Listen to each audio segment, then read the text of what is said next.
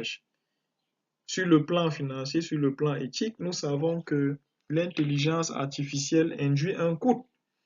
Dans les pays africains, par exemple, est-ce que ce coût est toujours garanti? Est-ce que les finances pour doter les institutions en intelligence artificielle, en technologie même de l'éducation, ces finances ne sont pas toujours garanties parce que nous savons que nos pays sont des pays sous-développés. Maintenant, la mise en application de l'intelligence artificielle induit des charges de fonctionnement inhérentes à ces intelligences, à ces technologies. Alors, est-ce que nos écoles sont disposées à en supporter le coût? Ça, c'est une question qu'on se pose. D'autres chercheurs pensent que la gouvernance des machines induit un certain stress dans l'apprentissage. Le fait, par exemple, pour les apprenants d'être devant des machines, d'interagir avec des robots, selon certains, comme Boissier par exemple et ses collègues, ils pensent que la surcharge cognitive est très élevée, ce qui réduit les effets d'apprentissage. Devant tous ces enjeux et défis que nous venons de citer, bien sûr, nous n'avons pas la prétention d'être exhaustifs parce qu'il y a de nombreux enjeux en rapport avec l'intelligence artificielle. Nous ne pourrons pas les énumérer tous dans cette présentation. Devant donc ces enjeux-là, qu'est-ce qu'il faut faire? Quelle politique dans l'enseignement et la formation? Nous allons convoquer ici certains éléments tirés du consensus de Beijing et même des propositions faites par l'Union européenne pour essayer de relever les défis que pose l'intelligence artificielle dans l'éducation. L'une des mesures proposées par l'UNESCO, c'est planifier l'IA dans les politiques d'éducation. C'est-à-dire qu'il faut une réflexion en amont au moment même de prendre la décision d'introduire l'intelligence artificielle dans l'éducation. Les politiques devraient suffisamment réfléchir à tous ces enjeux, à tous ces défis, pour voir comment les prendre en compte dans les différents contextes. C'est la raison pour laquelle l'UNESCO pense que l'intelligence artificielle comme principe devrait être au service de la gestion et de la mise en œuvre de l'éducation. C'est-à-dire que lorsque les politiques vont réfléchir, ils vont se poser la question de savoir quelle est la meilleure formule pour que l'intelligence artificielle soit profitable à l'éducation. C'est la raison pour laquelle dans cette réflexion, on doit intégrer la notion d'autonomisation des enseignants. Donc, chaque fois qu'un système éducatif réfléchit sur l'intégration de la technologie en général dans l'éducation, elle doit également réfléchir sur l'autonomisation des enseignants, sur le fait que ces systèmes-là doivent favoriser l'apprentissage, l'évaluation des acquis et développer des valeurs. Ça peut être des valeurs civiques, ça peut être des valeurs humaines, ça peut être des valeurs professionnelles utiles. Donc, l'IA n'est pas simplement un gadget, d'après l'UNESCO, mais c'est un moyen d'offrir à tous des possibilités d'apprentissage tout au long de la vie. Également, comme nous avons constaté un peu plus haut que l'intelligence artificielle induit une certaine inclusion, l'UNESCO propose que dans les politiques visant à mettre en place des dispositifs utilisant de l'intelligence artificielle, il faut penser à l'inclusion, il faut penser au respect de l'équité, à l'utilisation éthique, transparente des données, c'est-à-dire informer les parents, informer les enseignants, informer les élèves sur tout ce qui est fait avec cette masse importante de données qui sont récoltées. Et qu'en réfléchissant sur les politiques en amont, qu'on réfléchisse également sur le financement, sur des partenariats solides qui peuvent favoriser une mise en œuvre efficace de l'intelligence artificielle. Maintenant, nous voulons proposer à la communauté des chercheurs réunis ici un cas théorique pour une intégration pertinente et efficace de l'intelligence artificielle dans l'éducation et la formation. Pour nous, étant donné que nous avons constaté que la technologie de façon générale n'est pas toujours acceptée ou alors implémentée facilement dans le domaine de l'éducation, nous proposons le modèle d'acceptation des technologies. Ce modèle nous permet de comprendre les variables, les paramètres qui entrent en jeu dans l'intégration des technologies dans les pratiques professionnelles. Donc, ce modèle proposé par Davis en 1989 nous permet de comprendre qu'il existe des variables externes qui permettent à un professionnel de voir l'utilité ou alors d'intégrer la technologie dans sa pratique. Par exemple, nous avons l'utilité perçue, nous avons la facilité d'utilisation. Ce qui veut dire que si les enseignants, si les chercheurs, si les professionnels dans nos pays ne perçoivent pas l'utilité des technologies, ou même perçoivent l'utilité des technologies, mais n'en perçoivent pas la facilité d'utilisation, alors il devient difficile pour eux d'accepter et même d'intégrer ces technologies. Cela est valable pour les autres technologies, mais c'est également valable pour l'intelligence artificielle. Donc, l'intention d'utiliser une technologie, comme nous le disons, dépend de beaucoup de choses. Nous reprenons utilité perçue, facilité d'utilisation. Un deuxième modèle que nous proposons, un deuxième modèle théorique que nous proposons à la communauté, c'est le modèle TEPAC.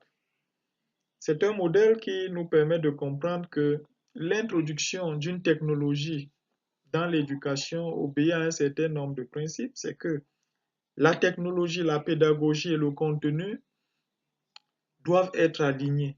Donc, on ne choisit pas une intelligence artificielle, par exemple, par hasard, mais il faudrait s'assurer que le contenu disciplinaire qu'on voudrait proposer, la pédagogie qu'on va mettre en œuvre pour que les contenus disciplinaires soient assimilés, la technologie qu'on va utiliser sont en parfaite harmonie pour pouvoir faciliter les apprentissages. Et le modèle de TEPAC présente un certain nombre d'avantages pour nous parce que ce modèle-là plaide pour une cohérence de ces trois dimensions de l'enseignement à l'aide des systèmes des IA. Lorsqu'on parle des dimensions de l'enseignement, ici, c'est la dimension disciplinaire, la dimension pédagogique et la dimension technologique. Et le modèle TEPAC permet en outre d'identifier les forces et les faiblesses des stratégies d'enseignement et d'apprentissage parce que lorsqu'on le prend et qu'on l'applique à une stratégie, on peut facilement se poser la question de savoir est-ce que la pédagogie utilisée, est-ce que la technologie, est-ce que le contenu sont choisis de telle sorte que les apprentissages soient favorisés. Et à ce moment, on va déceler des dysfonctionnements, on va déceler des incohérences et cela permet facilement de corriger le problème. De notre point de vue, le modèle TEPAC a plusieurs conséquences pour l'enseignant. Parce que ce modèle nous permet de comprendre que dans la relation pédagogique qui lie l'enseignant à l'élève, l'enseignant cesse d'être un maître. Cela permet de réfléchir sur les différentes postures que vont entraîner les technologies de l'éducation, notamment ici l'intelligence artificielle. C'est-à-dire que lorsqu'on la considère dans l'éducation, quels peuvent être les nouveaux rôles ou alors comment est-ce qu'on peut améliorer le rôle des enseignants. Pour nous ici, l'enseignant devient un accompagnateur parce que si nous avons par exemple des tuteurs intelligents, l'enseignant va changer de rôle bien sûr. Il pourra donc mettre sur pied des contenus ou alors organiser la formation de telle manière que l'élève puisse interagir avec le système. Il devient donc facilitateur.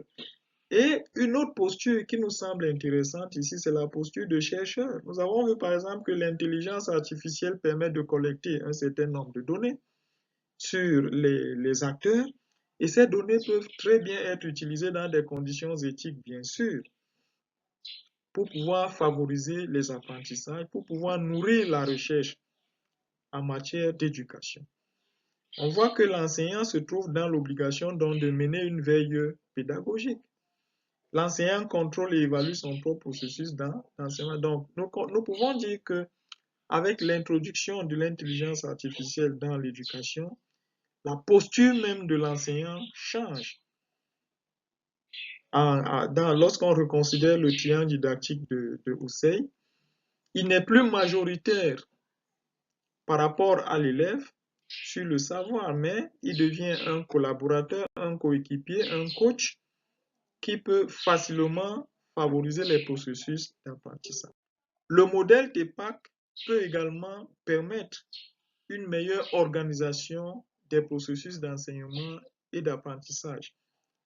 Plusieurs modalités d'enseignement peuvent être envisagées avec l'intelligence artificielle. Nous avons des classes inversées, nous avons les classes à distance, nous avons des classes hybrides, nous avons même les classes comodales, les classes synchrones, les classes asynchrones, l'apprentissage collaboratif.